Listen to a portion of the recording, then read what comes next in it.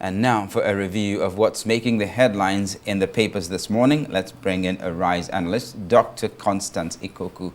Good morning, Constance. Hey, Charles. Good morning. Welcome back to the beat. Thank you. How was your weekend? I rested. That's good. That's did good. rest. That's good. Good to hear. And Yolanda, did you rest? No, not at all. Oh, It was very okay. eventful. Parties? A little bit of both. Okay, that's good. Parties are good. Yeah. They say too much work and no play makes Yolanda a dull girl. Absolutely. Okay. Dr. Wugiaren Yobosa, how are you this morning? Good morning. Good morning. Dr. Yobosa is the editor, Nation's Capital, of this day newspaper. He will be discussing the papers with us today. Okay, hello there and welcome to the program. We'll begin with this day newspaper. There we have Presidency, democracy not under threat. Rejects claim of one-party state, says democracy waxing stronger under Tinubu with multi-party ideology. Louds President party leadership for making APC attractive to willing Nigerians to join. This statement was signed by presidential spokesman Bayo Onanoga. Let's go to the Abuja Inquirer, which features the same story with the headline, Sliding Democracy, Presidency Pushback, says democracy is alive. Well, I think that while one may not agree with Bayo Onanoga, that defections are happening because the APC is attractive. He does have a point when he says that the president and the APC cannot be blamed for the incompetence, the gross indiscipline and poor organization in opposition parties. Certainly this has contributed to what we are seeing today, Dr. Wogiaran. Absolutely, I agree with you. The defection of some politicians to APC is not a sign of popularity of APC in Nigeria today, and we must make that point very clear. But as we all know, Nigerian politicians, it's not about ideology. It's not about whether the party has performed very well, for them to be re-elected, or for members of that party to be re-elected. That is not the issue. The issue is about using political parties as a platform to contest election. Now, if you look at the two opposition parties today, the PDP and APC, they are in a serious crisis. So as we approach the 2027 general elections, we are likely to see more defection to APC because as it stands today, that appears to be the only viable political parties that people can use to contest election. It's not about whether democracy is threatening or not. It's about the interests of the politicians who are using this platform to contest election. So at every point in time when they discover that their interest is no longer in a particular party, they move to another party.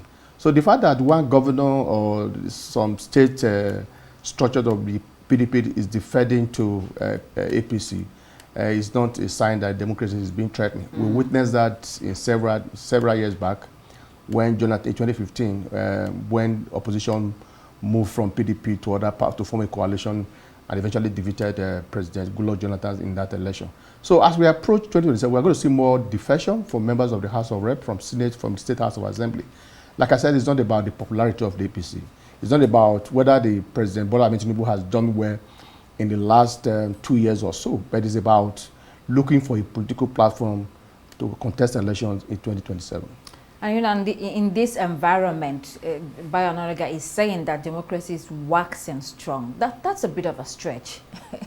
Yes, I think we want to disagree with him. Because whether we like it or not, as we speak today, the enabling environment for a robust democracy is not there. And I think that's where you are seeing opposition left, right, and center. And people are saying, oh, we need to form a coalition to be able to defeat APC in the next election. It's not about whether democracy is wasn't stronger. What are the indications? The indications are not there. The opposition are being pushed back. The environment for the freedom of expression and freedom of the media is not there. So what democracies are they talking about? The core value for democracy is not about building infrastructures. It's not about building bridges. It's about freedom of expression, freedom of the press.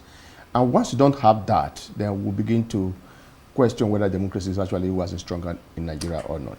All right, let's see Daily Independent. Here we have new EU rules.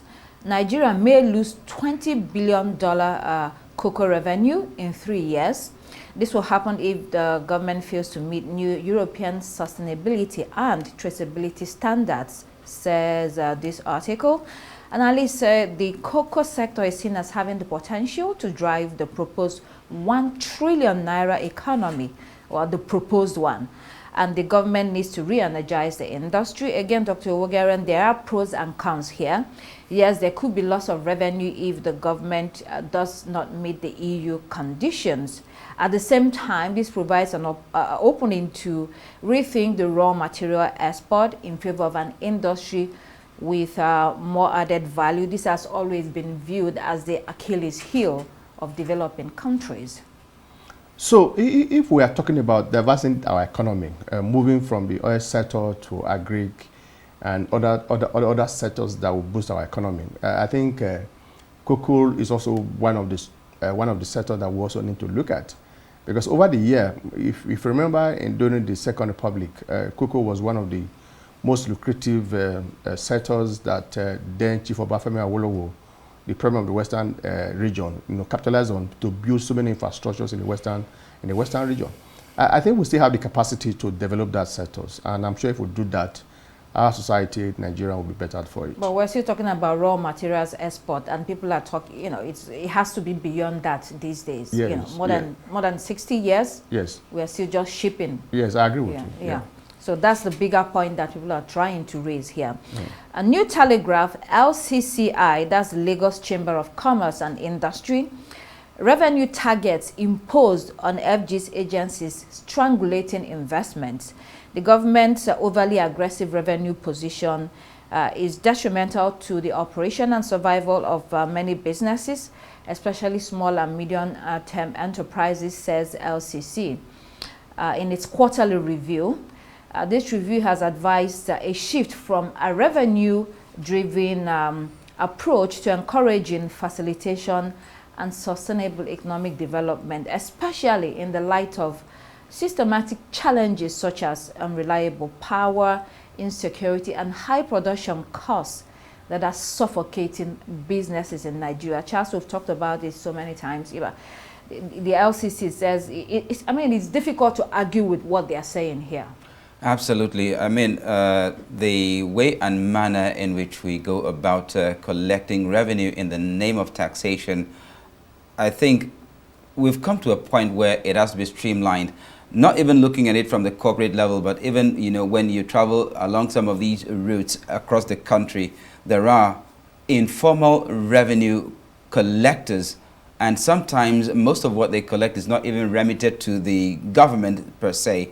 It's what is going to the local landlord, so to say. And at the end of the day, it is the businessmen who actually suffer. So now, at the level of what LCCI is talking about, revenue collection has to be properly streamlined, properly documented, and of course, using technology. Otherwise, we are going to have, these issues. We keep talking about multiple taxation, double taxation, and all that.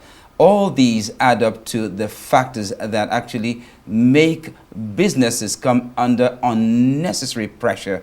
I believe that's what the LCCI is trying to address in this case. Yeah, including not only taxation, there's all sorts of levies as well. Well, it's part of it. Licensing fees and all of that. It's still revenue collection. Yeah. So, you say that you need revenue, you want to generate more revenue, but then you're suffocating the businesses in order to raise that revenue. So the businesses that are supposed to, widen the economy, employ more jobs and create more opportunities for taxation, they don't survive. When they crumble, where are you going to get the revenue from? Exactly. Okay, The Punch. Defections, PDP calls emergency meeting to halt Hurricane Tinubu. The party's National Working Committee has scheduled a meeting for tomorrow to explore ways to prevent further defections. I thought we're discussing this last week. I thought they said that the party is not perturbed by the current developments within its fold.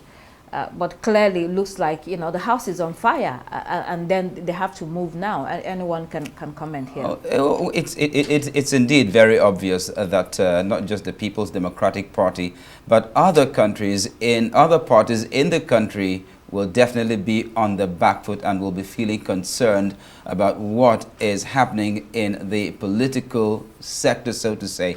Now, I was going to make this point that the monetization of politics in Nigeria has become a very major problem.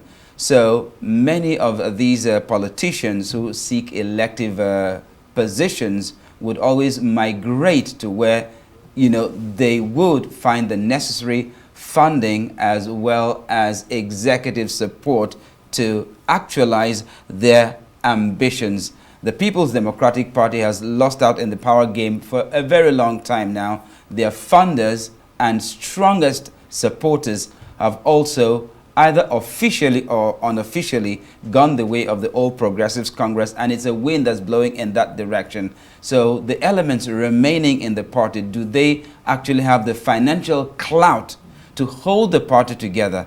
I believe it's one of the reasons why they would want to hold that kind of emergency meeting to find out how are we going to re-entice the ones who have left our party back into the fold, or maybe, just maybe, try to form those alliances and coalitions that may just be able to challenge the APC come 2027. But That's you know, that's the target. Well, just to add, yes, that PDP is in a serious crisis. There's no doubt about that. But I think when you are blaming APC for trying to create a one-party system, they should also blame themselves, because for years it appears you don't have a rally point, you know, that will galvanize the party as a strong opposition party. The party is in a crisis today because the governors who are the so-called owners of the parties are not funding the party. The presidential candidate of the party in the last presidential election, it's not interested about looking at the heady situations of the political party of PDP today. They are interested in forming a coalition. Which coalition are you going to form when the party that you originally belongs to is in a serious crisis? So when people keep on talking about Wike, before now, if you ask anybody, an insider in the political party, will tell you that it was almost like the sole founders of the party. And so that's why when he's talking tough today, you might not blame him. So if the governors are ready, you know, to make PDP very strong, I think they should also be ready to fund that party so that they can challenge the ruling party in the next political position. Because as it stands today, unless they are able to resolve that crisis, I doubt whether the PDP will be able to feed any presidential candidate or even governorship candidate in the next election.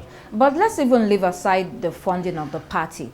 There are issues there. For instance, they have the crisis of the acting national chairman, Damagu, still there. And then they have the national secretary issue boiling. They have, I think it's the members of, members of the Board of Trustees. Some of them, their tenures, their tenures have elapsed, and there are no fresh appointments or election into those offices. So you have a lot going on in the party. So whether you're funding it or not, if these core issues in the party are not being sorted, then that's what it's going to be. Now, the point I was trying to make is that if you don't manage the crisis very well, and that's where they find themselves in this situation. The Supreme Court gave a judgment recently about who is the authentic secretary of the party. But the real owner of the party, the governor said, look, they will not, that one is not acceptable. But there's also a federal high court which said the tenure of the national secretary of the party will expire in the next national convention, and that the NEC or other structures of the party has no right, you know, to remove the national secretary or whatever, or whatever. So if they're interested in resolving the crisis, they should manage in such a way that let them get to the next national convention where they will elect new leadership of the party. But if they keep on insisting, this ego issue, we don't accept the Iron one as national secretary because he's loyal to Wike, or we appointed the deputy secretary as the acting national secretary, then they're going to have a problem. Because in all documents that need to be signed, it's the national secretary that will sign that document. So if they don't manage it, they will continue to be in this serious crisis that they are facing today. All of this points to the fact that the PDP has a serious leadership crisis. Absolutely. There is no rallying point or personality in the PDP to hold the party together again. and it's the reason why it seems as if it's disintegrating before our very eyes. Let's move on to the Vanguard, still on PDP. The factions Oboroweri, Omo-Agege battle for Delta APC leadership, and that was coming. As Deputy Senate President insists he is the leader of the party. Delta Governor is my leader, according to Keyamo. I mean, it was going to come to this conflict over leadership between the old and new members. The governor, has already collapsed the PDP structure into APC in that state. So he's essentially the new sheriff in town, even when one can understand where Omo-Agege is coming from, isn't it, very briefly? Well, the defection of the governor of Delta State to APC was negotiated, and yes, whether we like it or not, when a governor defects to a particular party, it appears it automatically becomes the leaders of the party. Yes. You can't contest that, but they must manage it in such a way that they don't, go into another crisis. Because before now, Omo-Agege was seen as a leader, even though Professor Keyamo disagreed with him, was seen as the leader of the APC in that state. So they must manage it in such a way that they will have a strong APC in that state. Otherwise, they will go into election divided. But as it stands today, by the virtue of the fact that the division of the governor to APC was negotiated, the governor is the leader of the party, whether we like it or not. All right, the Guardian newspaper, let's see what we have there. Solar panel import ban may trigger 150% price surge and worsen energy cost crisis. We also have here no cash above $10,000 must leave Nigeria without declaration. The EFCC is warning. Presidency, civil society clash over Tinubu's alleged one-party state agenda. Let's see the Guardian newspaper. Oh, sorry, not the Guardian. The Daily Sun. We have Daily Sun here. Let me see. In Daily Sun, Nasima OPS expressed worry over poverty level projection. FG dismisses fear over economy. I think we have one other paper that we can look at. National economy. Do we have national economy here? Let me see. That's taking some time. Okay, let's move to the leadership. I think we've got that. Leadership concerns as 2027 campaign threatens governance. Okay. International headlines this morning. Daily Graphic, Baku conflict is a national wound. Let's treat it with urgency, says the University of Winneba Chancellor. Then metro.co.uk, deadly toll from ultra-processed foods. 18,000 people a year die early, scientists claim. Foods such as processed meat, bread, white bread of course, breakfast cereals and ice cream are causing early death. And this report says government should issue recommendations to warn people of the danger of unhealthy food. They have examples on that front page. Potato chips, sausages, white bread, soft drinks, also called soda. I mean, I'm certainly guilty of ice creams. Yolanda, I mean, this is not only for the UK, it's for us as well, or for everybody all over the world. Absolutely. Yeah. I think this report highlights the health risks that are associated with ultra-processed food. And I think part of the problem of why we don't think twice before consuming some of these foods is because there's not a lot that is done around the guidelines for marketing these products. I think a good approach would be, you know how they had the smoking boxes, yes, with the picture of the lungs that is and just cigarettes. so horrific to look at. I think we should start looking into those kind of guidelines and regulatory sort of options when it comes to how we market some of these foods, because that is the reality of what these foods are doing to the body. The levels of carcinogens, which are substances that are related to cancer, that are in these foods, especially many of the things you said, like especially the sausages, and people are not aware of it at a level that they should be. And I think it also has, an economic impact, because the health that we spoke of at the beginning, people's health is badly affected. We have so many more, cancer-related health issues in recent times than ever before. Yeah, very good. Let's see Daily Mail. So much for a bonfire of the Kwangos. Figures show at least 350 bosses earn more than the Prime Minister. There's uproar over public officials that earn these figures. The suggestion is that if taxpayers are being compelled to tighten their belts, this set of people should be made to do the same. I mean, Yolanda, fair asking, one might say. So Keir Starmer also has already promised that there will be a shrink in spending in government, but people are saying all these people earning so much money, they also need to cut their salaries. It's a fair observation, and I think it's interesting because I think these high salaries have been around for quite a long time, and they've just been falling under the rug. And with the world tightening its belts and its shoestrings at the moment, it's a good thing to actually look into this and look into cutting some of the funding that is allocated especially to salaries. If I may ask, is there a salary cap under the circumstances? And secondly, the people earning those high salaries, I'm very sure they're being paid that much because whatever service they're offering is actually bringing much. So whatever they're earning is commensurate to what they contribute to the organizations or the corporations they serve. So if there's no salary cap, then that's what capitalism is all about, isn't it? It's not corporation, they work for government. And so if government is telling people that we have over-bloated budget, we have to balance the budget, and we have to increase taxes, so you have to pay more, you know, or you also have to cut your own spending. Then yeah, of course. I mean, taxation is part of it. They are I know that they earn high salaries, but they also pay very high taxes too. But so it's nothing to run. I mean, it's something they can't run away from. But is it does it compare? Is it commensurate to what is happening? Like, because what you're saying, if you find an excuse for why these salaries are so high, you'll always have a reason why. Oh, okay, they're paying more taxes, but that doesn't justify it. What I said here initially is that their input justify what they are earning? That's the point I'm making. They earn more than the Prime Minister. Oh, yes.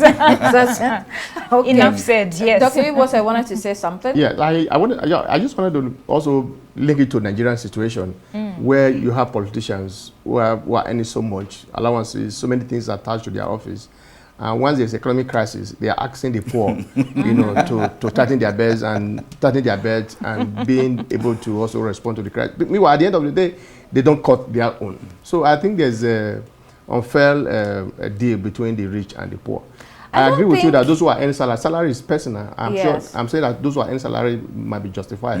But if you are talking about the economic of that country, if you want to reduce cost, those people, the so-called the guy at the top, must also reduce their own.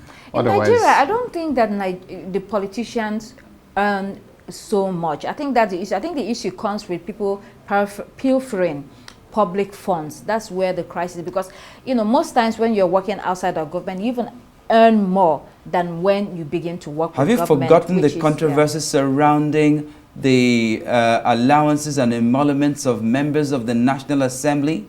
Have you forgotten that, Dr. Constance? So allowances are different, and the National Assembly is a different, you know, kettle of fish entirely. Anyway, let's quickly see this headline. iNewspaper: Don't charge your phone in Chinese electric car. A UK defense firm warns staff amidst fears that sensitive national security data may be stolen by Beijing. Well, we have to call it a wrap there. Thank you so much, Dr. Iyobosa Wogiaran, editor, Nation's Capital of This Day newspaper, for coming this morning. Thank you very much for having me. And thank you so much, Dr. Constance, for driving today's newspaper review. That's all we have time for here on Daybreak. I'm Charles Eruka. It's goodbye from me. And I'm Yolanda Robert. Please do keep it here on Arise News. The morning show is next. Goodbye.